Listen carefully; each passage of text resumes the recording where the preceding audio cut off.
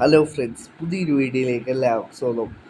IPL A Clasico പോരാട്ടത്തിൽ ചെന്നൈക്ക് വിജയം. മുംബൈക്കെതിരെ 4 വിക്കറ്റിൻ്റെ വിജയമാണ് ചെന്നൈ സ്വന്തമാക്കിയത്. ടോസ് നേടിയ ചെന്നൈ മുംബൈയെ ബാറ്റിങ്ങിന് അയക്കുകയായിരുന്നു. 155-9 മുംബൈ ഫസ്റ്റ് ബാറ്റ് ചെയ്തുകൊണ്ട് നേടിയത്. ചെന്നൈക്ക് വേണ്ടി ബോളിങ്ങിൽ തിളങ്ങി ഖലീൽ അഹമ്മദും നൂർ അഹമ്മദും. നൂർ അഹമ്മദ് 4 വിക്കറ്റും ഖലീൽ അഹമ്മദ് 3 വിക്കറ്റും നേടി. മുംബൈക്ക് വേണ്ടി ബോളിങ്ങിൽ തിളങ്ങി